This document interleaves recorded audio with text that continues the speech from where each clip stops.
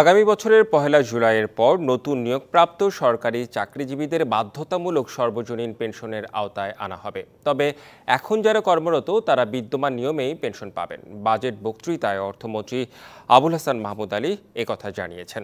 ইতোমধ্যে স্বায়ত্তশাসিত ও রাষ্ট্রায়ত্ত প্রতিষ্ঠানের নতুন নিয়োগপ্রাপ্তদের এই ব্যবস্থার আওতাভুক্ত করা হয়েছে। অন্যান্য সরকারি প্রতিষ্ঠানের নতুন নিয়োগপ্রাপ্তদের আগামী ২০২৫ সালের জুলাই থেকে এই ব্যবস্থার আওতাভুক্ত করা হবে। অর্থ মন্ত্রণালয় সূত্র জানা গেছে, সর্বজনীন পেনশন ব্যবস্থাপনার আওতায় প্রত্যয় নামে একটি স্কিম অন্তর্ভুক্ত করা হয়েছে। এই স্কিমের আওতায় রাষ্ট্রায়ত্ত, স্বায়ত্তশাসিত এবং সমজাতীয় প্রতিষ্ঠানের নতুন কর্মকর্তা কর্মচারীরা পেনশন পাবেন। এক্ষেত্রে এসব প্রতিষ্ঠানে বিদ্যমান পেনশন ব্যবস্থা বিলুপ্ত হয়ে যাবে। সকল সরকারি প্রতিষ্ঠানের নতুন নিয়োগপ্রাপ্তদের আমরা সর্বজনীন পেনশন ব্যবস্থার আওতায় নিয়ে আসব। স্বায়ত্তশাসিত ও রাষ্ট্রায়ত্ত প্রতিষ্ঠানের নতুন নিয়োগপ্রাপ্তদের ইতিমধ্যে এই ব্যবস্থার আওতাভুক্ত করা হয়েছে।